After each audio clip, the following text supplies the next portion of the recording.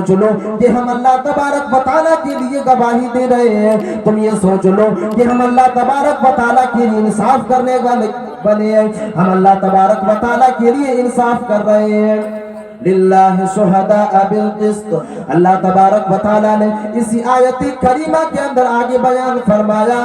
شہداء للہ ولو علی انفسکم او الوالدین والاقربین، چاہے گواہی دینے کی وجہ سے تمہارے اپنے خلاف فیصلہ کیوں نہ ہو جائے، یا تمہارے والدین کے خلاف ہی کیوں نہ فیصلہ ہو جائے، تمہارے والدین کے خلاف ہی فیصلہ کیوں نہ ہو جائے، تمہارے رشتہ داروں کے خلاف ہی کیوں نہ فیصلہ ہو جائے، لیکن تم اللہ تبارک و تعالیٰ کے لیے فیصلہ کرنے والا بن جایا کرو، تم اللہ تبارک و تعالیٰ کے لیے گواہی دینے والا بن جاؤ۔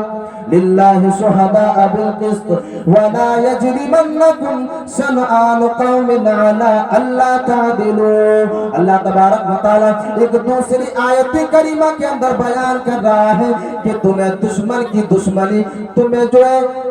گواہی دینے میں روک نہ لے، تمہیں دشمن کی دشمنی عدل و انصاف کرنے سے نہ روک لے۔ اور اللہ تبارک و تعالیٰ آگے بیان فرما رہا ہے کہ جب تم انصاف کرنے کے لیے بیٹھو تو تم یہ نہ دیکھو کہ سامنے والا امیر ہے یا سامنے والا غریب ہے، امیر انسان کے پکش میں فیصلہ کر دیا جائے، امیر انسان کے حق میں فیصلہ کر دیا جائے، اور تم کسی کی غریبی کو دیکھ کر کے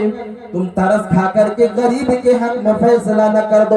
اگر امیر انسان غلط پر ہے تو اس کے حق میں اور اس کے فیور میں فیصلہ نہ سنایا کرو۔ اگر ایک امیر انسان، ایک مالدار انسان، ایک دولت والا انسان بھی اگر غلط پر ہے تو تم اس دولت والے انسان کو غلط کہا کرو۔ اگر ایک غریب بھی غلط پر ہے اور ایک فقیر پر بھی غلط پر ہے تو تم اس فقیر کو بھی غلط کہا کرو۔ تم کسی مالدار کو دیکھ کر کے اپنے ایمان کو نہ بدلا کرو، تم کسی امیر کو دیکھ کر کے اپنی گواہی کو نہ بدلا کرو، یا کسی کی غریبی کو دیکھ کر کے یا کسی کی بھی فقیری کو دیکھ کر کے تم اپنے گواہی کو نہ بدلا کرو، اور تم اپنے نفس کی خواہشات کے لیے اللہ تبارک و تعالیٰ کی طرف سے فیصلہ دینے والا اور گواہی دینے سے اعراض نہ کر بیٹھو۔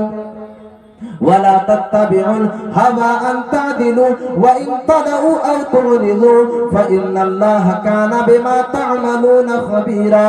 اللہ تبارک و تعالیٰ کہہ رہا ہے کہ اگر تم اپنے نفس کی بات کو مانو گے، اگر تم اپنے نفس کی پیروی کر لو گے، تمہارا نفس یہ چاہ رہا ہے کہ یہ امیر انسان ہے، چاہے وہ انسان غلط پر ہے لیکن وہ انسان مجھے ایک موٹا رقم دے رہا ہے، وہ انسان مجھے مال دے رہا ہے، وہ انسان مجھے دولت دے رہا ہے، اسی لیے ہم اس کے حق میں فیصلہ کر دیتے ہیں۔ اگر تم اپنے نفس کی پیروی کر لیتے ہو اور اگر تم اپنے نفس کی اتباع کر کے اگر تم غلط کو صحیح قرار دے دیتے ہو، اللہ تبارک و تعالیٰ کہہ رہا ہے وَإِن تَلَوْا أَوْ تُعْرِضُوا، اگر تم اعراض کرتے ہو اللہ تبارک و تعالیٰ کی طرف سے گواہی دینے پر، تو یاد رکھو اللہ تبارک و تعالیٰ تمہارے دل کے بھید کو بھی جاننے والا ہے، اور اللہ تبارک و تعالیٰ تمہارے عملوں سے بھی باخبر ہے۔ اللہ تبارک و تعالیٰ جو تم کر رہے ہو دنیا کے اندر، جس چیز کے لیے اپنے گواہی کو بدل رہے ہو، اللہ تبارک و تعالیٰ اس چیز سے بھی واقف ہے،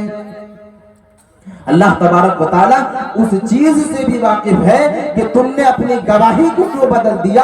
اور تم نے لوگوں کے درمیان میں اور سماج اور معاشرے کے درمیان میں انصاف کرنے سے کیوں باز آ گئے۔ اللہ تبارک و تعالیٰ کو بہترین طریقے سے اس بات کا اندازہ ہے، اور اللہ تبارک و تعالیٰ کے پاس علم ہے، اور اللہ تبارک و تعالیٰ جاننے والا ہے۔ میرے عزیز ساتھیوں،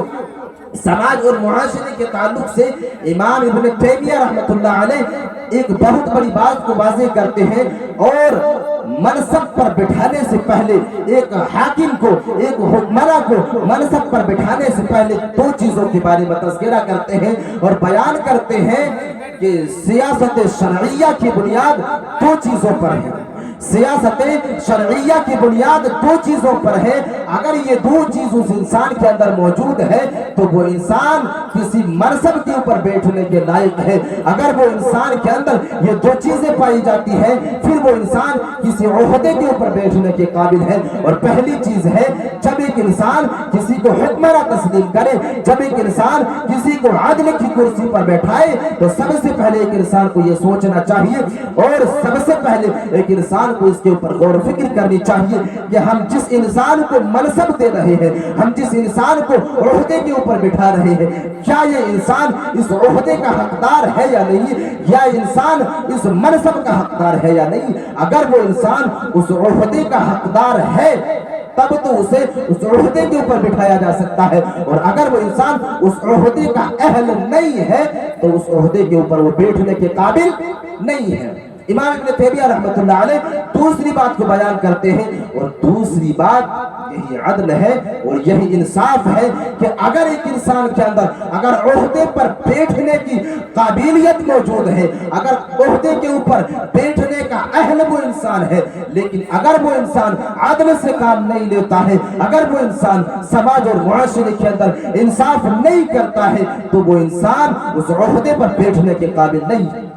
वो इंसान अगर अदल नहीं करता है तो वो आदमी ओहदे के ऊपर और किसी भी मनसब के ऊपर वो इंसान बैठने के काबिल नहीं है। ओहदे और मनसब अगर आप न समझ पाए तो ये समझ ले कि किसी मस्जिद के सदर या सेक्रेटरी, किसी मस्जिद का और किसी मदरसे का सदर मुदर्रिस या किसी स्कूल का प्रिंसिपल अगर हो, और समाज और मुआशरे के अंदर जिसको हम सरपंच कहते हैं, फैसला करने वाले समझते हैं, अगर वो इंसान अदल से काम नहीं लेता है, अगर वो इंसान इंसाफ नहीं करता है, तो वो इंसान उस मनसब के ऊपर बैठने के लायक नहीं है। आज समाज और मुआशरे की एक बड़ी अलमिया ये है और समाज और मुआशरे की एक बड़ी कोताही ये है कि हम और आप इंसाफ करने के लिए ऐसे इंसानों को अपने समाज और मुआशरे के अंदर बुलाया करते हैं जो इंसान समाज और मुआशरे को दो हिस्सों में तकसीम करने वाला दिमाग रखता है और समाज और मुआशरे को बांटने की जो है सोच उनके जहनों के अंदर होती है। भाइयों के दरमियान में दरार पैदा कराने वाला जो है सोच उनके पास होती है। समाज और मुआशरे की फिजा को जो है गदला बनाने की सोच उसके अंदर होती है। हम ऐसे लोगों को इंसाफ करने के लिए अपने समाज और मुआशरे के अंदर बुलाया करते हैं। मेरे अजीज साथियों, अगर हम ऐसे लोगों को समाज और मुआशरे का सरपंच बनाएंगे, ऐसे लोगों को अगर हम समाज और मुआशरे का मुखिया बनाएंगे, तो याद रखना जिंदगी भर ये समाज और मुआशरा लड़ता हुआ रह जाएगा। हम किसी मंसूबे में कामयाबी हासिल नहीं कर सकेंगे। इसलिए जरूरत इस बात की है कि हम अपने जो है समाज और मुआशरे के सरपंच को चुनने से पहले, अपने समाज और मुआशरे के मुखिया को चुनने से पहले, अपने समाज और मुआशरे के लीडर को चुनने से पहले उसके आदल के ऊपर गौर किया जाए, उसके इंसाफ करने के पैमाने के ऊपर गौर किया जाए कि ये इंसान समाज और मुआशरे के अंदर आदल से काम लेता है या नहीं लेता है, ये इंसान समाज और मुआशरे के अंदर इंसाफ करता है या नहीं करता है। अगर इंसाफ से काम नहीं लेता तो आप ऐसे इंसान को ओहदे के ऊपर नहीं बिठा सकते, आप ऐसे इंसान को किसी मनसब के ऊपर नहीं बिठा सकते। ये इमाम इब्न तैमिया रहमतुल्लाह अलैह का एक कौल था जो मैंने आप लोगों के सामने बयान कर दिया। और नबी अकरम जनाब मोहम्मद रसूलुल्लाह सल्लल्लाहु अलैहि वसल्लम की जिंदगी का जब आप मुताला करेंगे, जब आप उनकी तारीफ के औराकों को पलटना शुरू करेंगे, तो आपको पता चलेगा कि ये वही कौल है जिसके मुताबिक, जिसके तारीफ को पढ़ने के बाद इमाम इब्न तैमिया रहमतुल्लाह अलैह ने शायद भी इस कौल को नकल किया है, क्योंकि अल्लाह के नबी सल्लल्लाहु अलैहि वसल्लम ने इसी चीज को मलहूज रखा इस दुनिया के अंदर। और जब भी अल्लाह के नबी ने फैसला किया तो समाज और मुआशरे को जोड़ने का काम किया। समाज और मुआशरे के अंदर कहीं ऐसी जो है फिजा और कहीं समाज और मुआशरे के अंदर कहीं गंदी फिजा न छा जाए, अल्लाह के नबी सल्लल्लाहु अलैहि वसल्लम ने इसीलिए हमेशा इंसाफ और अदल के दामन को थामे रखा। मेरे अजीज साथियों, जब आखिरी नबी जनाब मोहम्मद रसूलुल्लाह सल्लल्लाहु अलैहि वसल्लम की जिंदगियों का मुताला करेंगे और हदीस नबवी को पढ़ना शुरू करेंगे तो अल्लाह के नबी सल्लल्लाहु अलैहि वसल्लम के ज़बाने मुबारक से ऐसी ऐसी हदीसें वारिद है कि अल्लाह के नबी सल्लल्लाहु अलैहि वसल्लम ने समाज और मुआशरे के अंदर इंसाफ करने वालों की बहुत बड़ी फजीलत को बयान किया है, उनकी अहमियत को उजागर किया है और उनके एक बाकमाल ओहदे के ऊपर मनसब होने के बारे में अल्लाह के नबी सल्लल्लाहु अलैहि वसल्लम ने बयान फरमाया है। अल्लाह के नबी सल्लल्लाहु अलैहि वसल्लम एक हदीस के अंदर बयान करते हैं, सबअतुन युदिल्लुहुमुल्लाहु फी दिल्लिही यौमा ला दिल्ला इल्ला दिल्लुहु। अल्लाह के नबी सल्लल्लाहु अलैहि वसल्लम बयान करते हैं कि कल क़यामत के दिन जब अल्लाह तबारक व तआला अदल की कुर्सी पर बैठेगा, जब अल्लाह तबारक व तआला इंसाफ करने के लिए बैठेगा, जब अल्लाह तबारक व तआला लोगों के अमाल का हिसाब करने के लिए बैठेगा, अल्लाह के नबी कहते हैं कि उस वक्त सूरज 1 मील के फासले पर होगा। अल्लाह के नबी सल्लल्लाहु अलैहि वसल्लम बयान करते हैं कि उस वक्त साया हासिल करने के लिए कोई जो है छांव मौजूद नहीं होगा।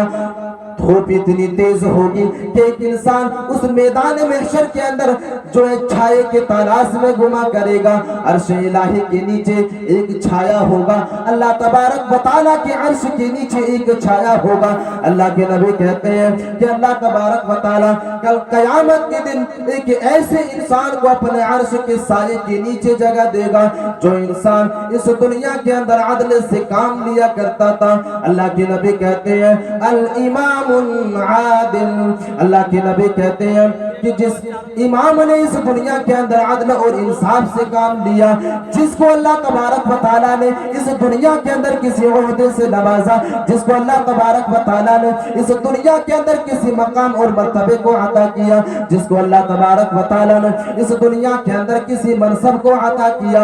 और उस इमाम ने और उस इंसान ने उस मनसब के ऊपर बैठने के बाद, उस ओहदे के ऊपर बैठ जाने के बाद हमेशा समाज और मुआशरे के अंदर इंसाफ से काम लिया, समाज और मुआशरे के लोगों के दरमियान में इंसाफ किया। अल इमामुल आदिल। अल्लाह के नबी कहते हैं कि यही वो इमाम है जिसको अल्लाह तबारक व तआला कल क़यामत के दिन अर्श के साये के नीचे जगह देगा, अर्श के नीचे जगह देगा और अल्लाह तबारक व तआला कल क़यामत के दिन चिलचिलाती धूप से एक इंसान को बचाएगा, एक ऐसे इंसान को जो इंसान इस दुनिया के अंदर इंसाफ से काम लेता है, जो इंसान इस दुनिया के अंदर इंसाफ की फिजा को बरकरार रखता है, जो इंसान इंसाफ से काम लेता है। अल्लाह तबारक व तआला ऐसे इंसान को कल क़यामत के दिन अर्श इलाही के नीचे जगह अता करेगा। मेरे अजीज साथियों, ये एक फजीलत है इंसाफ करने वाले इंसानों की, ये एक अहमियत है जो अल्लाह के नबी सल्लल्लाहु अलैहि वसल्लम ने उजागर किया और अल्लाह के नबी सल्लल्लाहु अलैहि वसल्लम ने बयान किया। जो इंसान इस दुनिया के अंदर अदल से काम लेते हैं मेरे अजीज साथियों, और अल्लाह के नबी सल्लल्लाहु अलैहि वसल्लम ने इसी आयत करीमा के ज़िम्न में जो जिस आयत करीमा की तिलावत मैंने की है, इन्नल्लाह यअमुरुकुम अन तुअद्दुल अमानात इला अहलिहा, इसी आयत करीमा के ज़िम्न में हुकूकुल इबाद की एक बड़ी सिफत वाज़ेह होती है और हुकूकुल इबाद के एक नुक्ते की वजाहत इस आयत करीमा के अंदर मिलती है। जो इंसान इस दुनिया के अंदर लोगों के अंदर जो है और लोगों के दरमियान में नाइंसाफी किया करते हैं, लोगों की जमीनों को हड़पा करते हैं, लोगों को इस दुनिया के अंदर नाजायज तरीके से सताया करते हैं और इंसाफ के तराजू में अपने आप को रख करके एक इंसान जो इस दुनिया के अंदर लोगों को सताने का काम किया करते हैं, अल्लाह के नबी सल्लल्लाहु अलैहि वसल्लम ने जिस तरह एक इंसान की फजीलत को बयान किया, बिल्कुल उसी तरह अल्लाह के नबी सल्लल्लाहु अलैहि वसल्लम ने ऐसे इंसानों के, जिस इंसानों ने इस दुनिया के अंदर अदल से काम नहीं लिया, जिस इंसान ने इस दुनिया के अंदर इंसाफ से काम नहीं लिया, अल्लाह के नबी सल्लल्लाहु अलैहि वसल्लम ने उसकी हवन्नाकी का بھی تذکرہ کر دیا. جہاں پر اللہ کے نبی صلی اللہ علیہ وسلم نے فضیلت کا تذکرہ کیا وہیں پر اس کے حولناکی کا بھی جو ہے تذکرہ کر دیا کہ ایک انسان کی حالت میدان محشر میں کیا ہوگی. اللہ کے نبی صلی اللہ علیہ وسلم ایک مرتبہ صحابہ کرام سے سوال کرتے ہیں. اللہ کے نبی صلی اللہ علیہ وسلم ایک مرتبہ صحابہ کرام سے سوال کرتے ہیں, پوچھتے ہیں کہ اے میرے صحابہ کی جماعت بتاؤ دنیا کے اندر مفلس کون لوگ ہیں. اے میری صحابیوں کی جماعت بتاؤ دنیا کے اندر قلاش کون لوگ ہیں, مفلس کسے کہا جاتا ہے. صحابہ کرام عرض کرتے ہیں کہ اے اللہ کے نبی صلی اللہ علیہ وسلم دنیا کے حساب سے اور دنیا کے اعتبار سے تو مفلس وہ انسان ہے جس کے پاس مال و دولت نہیں ہے, جس کے پاس اس دنیا کے اندر جو ہے دولت نہیں ہے, جس کے پاس اس دنیا کے اندر رسوخوں والی زندگی نہیں ہے, جس کے پاس اس دنیا کے اندر مالداری نہیں ہے. اللہ کے نبی کہتے ہیں کہ اے میرے صحابیوں کی جماعت سنو, یہ لوگ مفلس نہیں ہیں, یہ لوگ قلاش نہیں ہیں, بلکہ میری امت کے مفلس تو وہ لوگ ہیں, میرے امت کے قلاش تو وہ لوگ ہیں جو کل قیامت کے دن اللہ تبارک و تعالیٰ کے سامنے حاضر کیا جائے گا, اللہ تبارک و تعالیٰ کے سامنے پیش کیا جائے گا. اور ایک ایسا انسان ہوگا جس کی نیکیاں جو ہے, جس کا نام اعمال نیکیوں سے بھری ہوئی ہوگی, جس کے نام اعمال کے اندر نیکیاں موجود ہوگی, جس کا نام اعمال نیکیوں سے بھری ہوئی ہوگی, اور اللہ تبارک و تعالیٰ اس کے حق میں جنت کا فیصلہ کرنے والا ہوگا. اللہ تبارک و تعالیٰ اس کے ہاتھوں میں جنت کا سرٹیفکیٹ دینے والا ہوگا. اللہ کے نبی کہتے ہیں کہ اتنے میں ایک انسان دوڑتا ہوا آئے گا, اتنے میں ایک انسان دوڑتا ہوا آئے گا, اور اللہ کے نبی صلی اللہ علیہ وسلم بیان کرتے ہیں کہ اللہ تبارک و تعالیٰ کے سامنے مقدمہ دائر کر دیا جائے گا. اللہ تبارک و تعالیٰ سے شکایت کرے گا وہ انسان کہ پروردگار عالم ذرا اس نمازی انسان کو روکا جائے, اس بادشاہ کو روکا جائے, اس نیکوکار انسان کو روکا جائے. یہ وہ انسان ہے جس نے دنیا کے اندر میری زمینوں کو ہڑپا تھا. جب اللہ تبارک و تعالیٰ نے عہدہ اور منصب عطا کیا تھا تو اپنے عہدے کے بیس پر تو اس انسان نے اپنے عہدے کی پاور دکھا کر کے جو ہے دوسروں کی زمینوں کو ہڑپا ہوگا. اے دوسروں کی زمینوں کے اوپر ناجائز قبضہ کرنے والے لوگوں, اے سماج اور معاشرے کے لیڈر قسم کے لوگوں, اپنے رعب اور دمدمے کی بنیاد پر غریبوں کو ستانے والے لوگوں, اس حدیث کے اوپر غور و فکر کر لو. اللہ کے نبی کہتے ہیں کہ وہ انسان کہے گا کہ پروردگار عالم یہ وہ انسان ہے جس نے دنیا کے اندر مجھے ستایا تھا. اللہ تبارک و تعالیٰ یہ وہ انسان ہے جس انسان نے اپنے عہدے کی پاور دکھا کر کے مجھے تھپڑوں سے مارا تھا. پروردگار عالم یہ وہ انسان ہے جس انسان نے دنیا کے اندر میرے مال اور دولت کو لوٹا تھا. میرے عزیز ساتھیوں, اللہ کے نبی صلی اللہ علیہ وسلم بیان کرتے ہیں, فرماتے ہیں کہ اللہ تبارک و تعالیٰ کے سامنے جیسے ہی مقدمے کو دائر کیا جائے گا فوراً اللہ تبارک و تعالیٰ فرشتوں کو حکم دے گا کہ اے میرے فرشتوں ان دونوں کے درمیان میں انصاف کیا جائے. اللہ تبارک و تعالیٰ حکم دے گا کہ اس کی نیکیوں کو اٹھا کر کے اس مظلوم انسان کے نام اعمال کے اوپر رکھ دیا جائے, اس مظلوم انسان کے نام اعمال کے اوپر رکھ دیا جائے. اور اللہ تبارک و تعالیٰ کے حکم ملتے ہی فرشتے اس کی نیکیوں کو اٹھا کر کے اس مظلوم انسان کے نام اعمال میں رکھ دیا جائے گا. اللہ کے نبی کہتے ہیں کہ ایک انسان جائے گا, دوسرا انسان آئے گا, وہ بھی مقدمے کو دائر کرے گا, تیسرا انسان بھی آئے گا, چوتھا انسان بھی آئے گا. انسان آتا رہے گا اور مقدمے کو دائر کرتا رہے گا. اللہ کے نبی کہتے ہیں کہ آخر میں ایسا وقت بھی آئے گا کہ اس کے نام اعمال سے نیکیاں ختم ہو چکی ہوگی, اس کے نام اعمال سے نیکیاں ختم ہو چکی ہوگی,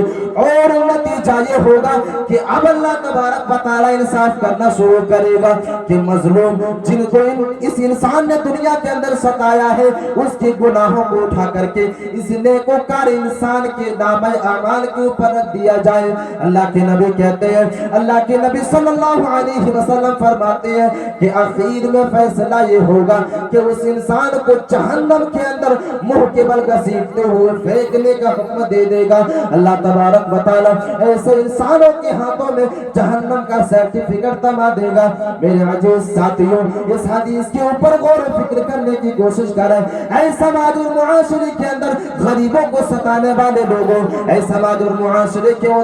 اندر غریبوں کے اوپر ظلم کرنے والے لوگوں، اے غریبوں کی زمینوں کو ہڑپنے والے لوگوں، اے غریبوں کو تھپڑوں سے مارنے والے لوگوں، ذرا اس حدیث کے اوپر بھی غور و فکر کر لینا۔ اگر تم سماج اور معاشرے کے اندر انصاف نہیں کرتے ہو تو ذرا اس حدیث کے اوپر بھی غور و فکر کر لینا،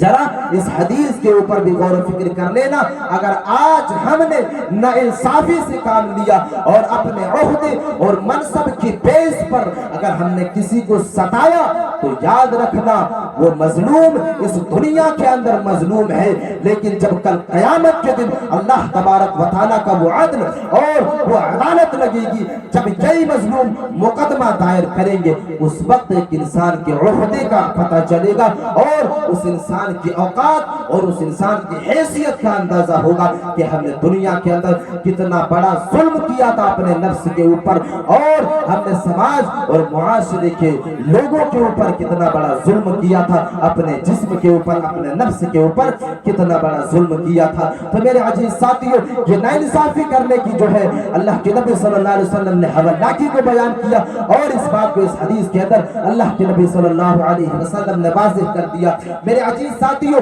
جب آپ آخری نبی جناب محمد رسول اللہ صلی اللہ علیہ وسلم کی زندگیوں کا مطالعہ کریں گے اور نبی اکرم جناب محمد رسول اللہ صلی اللہ علیہ وسلم کی وہ 23 سالہ یا پھر وہ 63 سالہ زندگی کا اگر آپ مطالعہ کریں گے تو اللہ کے نبی صلی اللہ علیہ وسلم کی زندگیوں کے اندر کئی ایسے مثال آپ کو ملیں گے جہاں پر اللہ کے نبی صلی اللہ علیہ وسلم نے عدل اور انصاف کے پیمانے کو ہمیشہ ملحوظ رکھا اور ملحوظ خاطر رکھا، اور اللہ کے نبی صلی اللہ علیہ وسلم نے سماج اور معاشرے کے اندر انصاف کرنے کا کام کیا۔ میرے عزیز ساتھیوں، اللہ کے نبی صلی اللہ علیہ وسلم کے تعلق سے حضرت عائشہ صدیقہ رضی اللہ تعالی عنہ بیان کرتی ہیں، فرماتی ہیں کہ ایک مرتبہ قبیلہ بنو مخزوم کی ایک عورت نے چوری کر لی، قبیلہ بنو مخزوم کی ایک عورت نے چوری کر لی۔ اللہ کے نبی صلی اللہ علیہ وسلم کے سامنے اس مقدمے کو دائر کیا جاتا ہے، اللہ کے نبی صلی اللہ علیہ وسلم کے سامنے اس مقدمے کو پیش کیا جاتا ہے، اور اللہ کے نبی صلی اللہ علیہ وسلم سے کہا جاتا ہے کہ اللہ کے نبی یہ قبیلہ بنو مخزوم کی ایک عورت ہے جس نے چوری کر لی ہے اور چوری کرتے ہوئے پکڑی گئی ہے۔ اللہ کے نبی صلی اللہ علیہ وسلم قرآن کے مطابق فیصلہ کرنے کا حکم دے دیتے ہیں، اللہ کے نبی صلی اللہ علیہ وسلم قرآن کے قانون کے اوپر عمل کرنے کا حکم دے دیتے ہیں۔ میرے عزیز ساتھیوں، حضرت عائشہ صدیقہ رضی اللہ تعالی عنہ بیان کرتے ہیں کہ اس قبیلے کے لوگ یہ مشورہ کرتے ہیں، اس قبیلے کے لوگ یہ میٹنگ کرتے ہیں کہ یہ تو ایک اعلیٰ منصب والی عورت ہے، ایک بڑے خاندان کی عورت ہے، آج اگر اس کے ہاتھ کٹ جاتی ہے تو بڑی بدنامی ہوگی، سماج اور معاشرے کے اندر بڑی ذلت و رسوائی ہو جائے گی۔ میرے عزیز ساتھیوں، قبیلہ بنو مخزوم کے سارے لوگ اللہ کے نبی صلی اللہ علیہ وسلم کے سامنے اسامہ بن زید کو بھیجتے ہیں۔ یہ وہ صحابی ہیں جو اللہ کے نبی صلی اللہ علیہ وسلم کے سب سے پیارے صحابی ہیں، اللہ کے نبی صلی اللہ علیہ وسلم کے بڑے قریبی ہیں۔ اسامہ بن زید آتے ہیں اور اللہ کے نبی صلی اللہ علیہ وسلم سے عرض کرتے ہیں کہ اے اللہ کے نبی، یہ تو ایک اعلیٰ خاندان کی عورت ہے، ایک بڑے خاندان کی عورت ہے، اے میرے نبی کہیں ایسا کر دیا جائے کہ یہ جرم جو اس نے کیا ہے اسے معاف کر دیا جائے۔ میرے عزیز ساتھیوں، اللہ کے نبی صلی اللہ علیہ وسلم فوراً منبر کے اوپر چڑھ جاتے ہیں اور اللہ کے نبی صلی اللہ علیہ وسلم بیان کرتے ہیں کہ اسامہ، تم ایک ایسی بات کی حکم دے رہے ہو، تم ایک ایسے فیصلہ کرنے کا حکم ایسا فیصلہ کرنے کا حکم دے رہے ہو کہ شاید میں وہ فیصلہ نہیں کر سکتا، اور تم ایسے فیصلہ کرنے کا حکم دے رہے ہو جو ہم سے پہلے قوم اس دنیا کے اندر کیا کرتے تھے، اور وہ لوگ بھی اسی طرح کیا کرتے تھے۔ جب ان میں سے کوئی بڑے خاندان والے انسان ظلم کیا کرتے تھے، جب اس کے ظلم ظاہر ہو جاتے تھے تو لوگ اسے معاف کر دیا کرتے تھے، لیکن جب ایک غریب کا ظلم ظاہر ہو جاتا تھا تو اسے سزا کا حقدار مان لیا کرتے تھے اور اسے سزا دے دیا کرتے تھے۔ اے اسامہ، تم جو اللہ تبارک و تعالیٰ کے حد کو توڑنے کے بارے میں فیصلہ دے رہے ہو، اے اسامہ، اللہ کے نبی صلی اللہ علیہ وسلم منبر رسول پر چڑھنے کے بعد صحابہ کرام سے مخاطب ہو جاتے ہیں اور وہ تاریخی جملہ اپنے زبان سے ادا کرتے ہیں، لو ان فاطمہ بنت محمد سرقت لقطعت یدها۔ اللہ کے نبی صلی اللہ علیہ وسلم کہتے ہیں کہ اے قبیلہ بنو مخزوم کے لوگوں، سن لو، اگر آج جو ہے فاطمہ بنت محمد بھی چوری کرتے تو ہم اس کے ہاتھوں کو بھی کاٹ دیتے۔ اے لوگوں، اگر تم یہ چاہتے ہو کہ جو ہے آج جو ہے اس کو معاف کر دیا جائے تو سن لو، آج اگر محمد کی بیٹی بھی چوری کرتے تو ہم اس کے ہاتھ کو بھی کاٹ دیتے، اور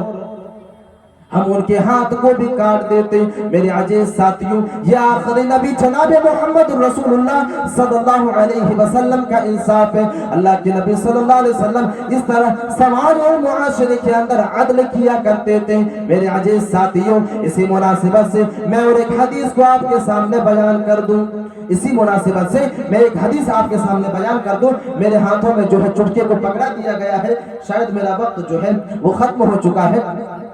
اللہ کے نبی صلی اللہ علیہ وسلم کے زمانے میں جب جنگ بدر ہوئی، وہاں پر جنگ بدر میں کچھ قیدیوں کو قید کر لیا گیا اور دشمن اسلام کو جو ہے قید کر لیا جاتا ہے۔ ان قیدیوں میں حضرت عباس رضی اللہ تعالیٰ عنہ، یہ جب مسلمان نہیں ہوئے تھے اس وقت جو ہے مومنوں کے خلاف حضرت عباس رضی اللہ تعالیٰ عنہ نے جنگ کیا تھا، اور جنگ بدر کے قیدیوں میں حضرت عباس بھی شامل تھے۔ اللہ کے نبی صلی اللہ علیہ وسلم جب ان قیدیوں کو قید کر کے لاتے ہیں، صحابہ کرام تمام کے تمام قیدیوں کو جو ہے زنجیروں میں جکڑ دیتے ہیں، تمام کے تمام جو ہے قیدیوں کو زنجیروں میں جکڑ دیتے ہیں،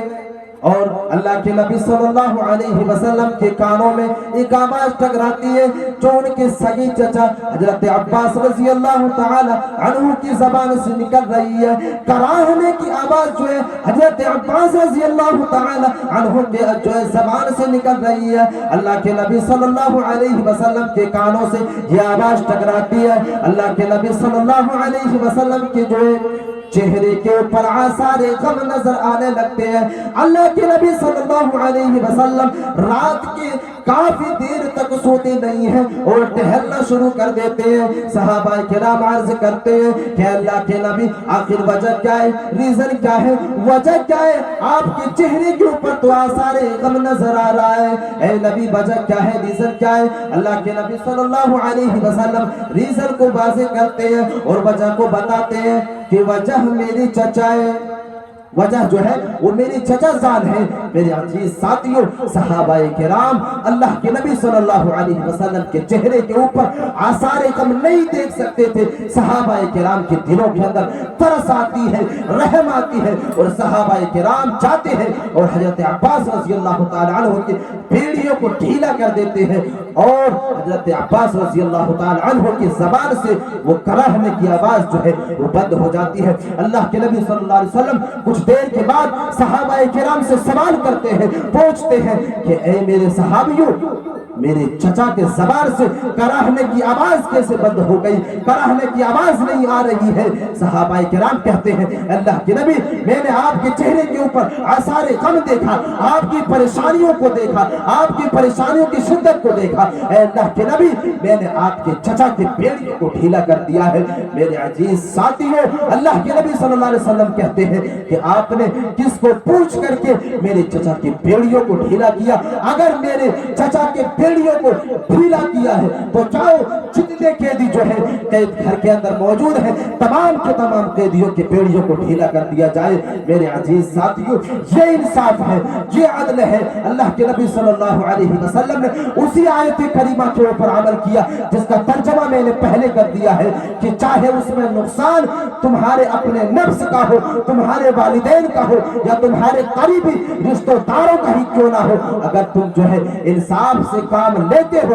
उसमें अगर तुम्हारा नुकसान हो या तुम्हारे जो है करीबी का नुकसान हो, तो तुम इसके परवाह न किया करो और समाज और मुआशरे के अंदर जो है इंसाफ से काम लिया करो। अल्लाह के नबी सल्लल्लाहु अलैहि वसल्लम ने इसी के ऊपर अमल किया कि अगर मेरे चचा की बेड़ियों को ढीला किया जाएगा तो जितने भी कैदी कैद घर के अंदर मौजूद है, कैद खाने के अंदर मौजूद है, तमाम के तमाम कैदियों के जंजीरों को ढीला कर दिया जाए और तमाम के तमाम कैदियों के बेड़ियों को ढीला कर दिया जाए। मेरे अजीज साथियों, अल्लाह के नबी सल्लल्लाहु अलैहि वसल्लम ने ये पैमाना अपने उम्मतियों को दिया है और ये पैमाना हमारे और आपके लिए भी है और आने वाली ता क़यामत जितनी नस्लें इस दुनिया के अंदर आने वाली है, जितनी कौमें इस दुनिया के अंदर आने वाली है, जितने बने आदम इस दुनिया के अंदर आने वाले हैं, तमाम के तमाम इंसानों के लिए यही उसूल और यही कानून है। अल्लाह तबारक व तआला हमें और आपको इसी कानून के ऊपर अमल करने की तौफीक अता फरमाए। आमीन।